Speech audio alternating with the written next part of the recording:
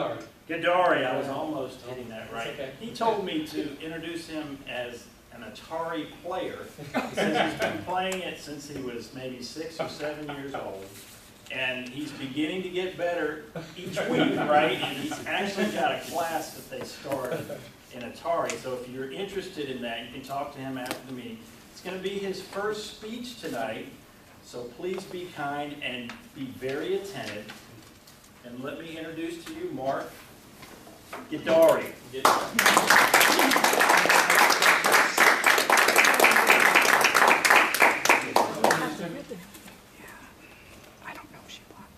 Okay, good evening, fellow Toastmasters. And, excuse me. Okay, good evening, fellow Toastmasters and distinguished guests. The reggae artist Bob Marley had a saying in one of his songs that I attached myself to. That saying was, "He who feels it knows it. He who feels it knows it. He who feels it knows it." One of the things that's interesting about Bob Marley, and I'm going to ask you to feel with me for a second and visualize in your mind a lovely island in the Caribbean Sea that's surrounded with blue turquoise water. The temperatures of the water average about 80 to 85 degrees throughout the year. And that's also the place that I was born, similar to Bob Marley. One of the quotes that I live by is, well, my personal philosophy is lifelong growth and development through fearless research and experience. So on January 20th, 1972, there was a baby boy that was born in Kingston, Jamaica, to Everald and Grace Gadari. That baby boy was me, of course. In the time that I lived on the island, for me growing up, it almost was I always likened it to a fairy tale or going to Disneyland, because I didn't know any better. Many of my days were spent climbing trees, running through our yards, climbing up the mountains, things of that nature. Several years later, when I was around the age of 8, my parents, like many other immigrant parents, decided that we have a good life here, but we need to have a better life for our family and for our only child, Mark. So let's immigrate to the United States. So for me, I just thought it was another vacation because it wasn't the first time we left the island. We've always went and visited family in the United States. Little did I know that this would be one of those moments of growth and development and research and experience that I talked about. We moved to Brooklyn, New York, and I immediately started the 4th grade, and that was a pretty tumultuous experience, because here I am from a third world country, thick Jamaican accent, which you guys don't hear, but trust me, it's authentic and it's real, and it's there.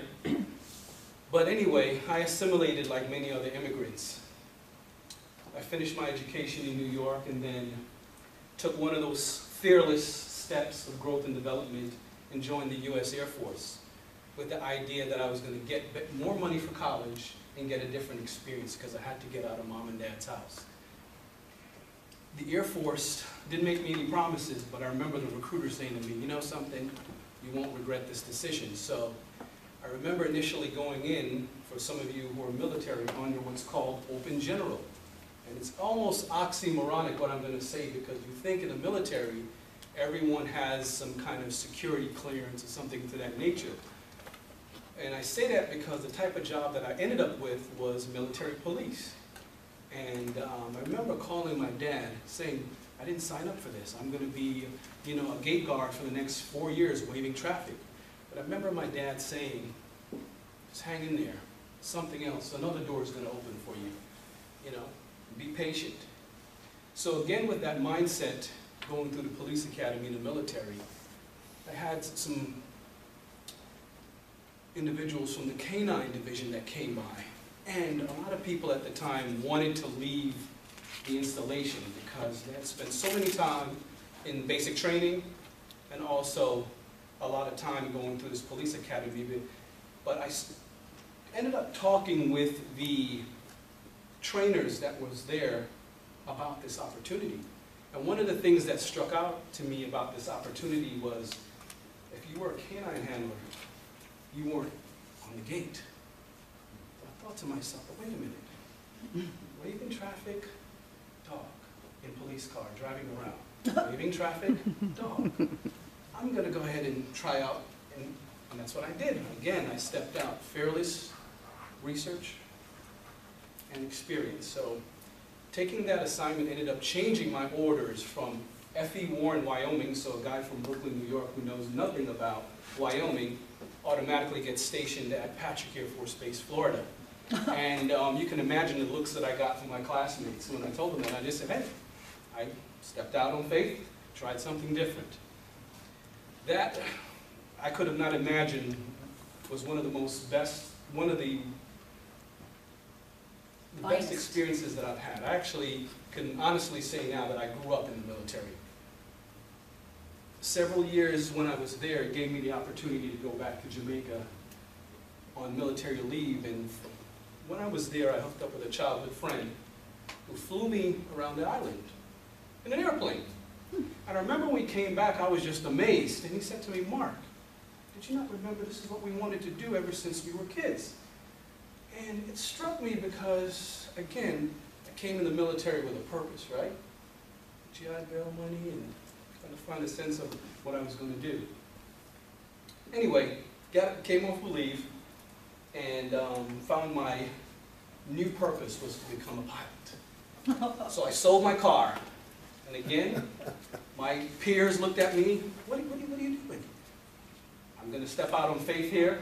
This is my mission. Little did I know that that action would lead me several months later to enroll full-time in college at Embry-Riddle Aeronautical University in Daytona Beach, which, as I stand before you today, among some of the other experiences, I am a licensed commercial pilot, instructor, and a breadth of experience in jet aircraft, multi-engine, single-engine aircraft. The final portion of my journey after school led me to different opportunities into the corporate world because I couldn't really fly. And then, in the end, I'm here with you all at Suncoast Toastmasters, my next journey. Thank you.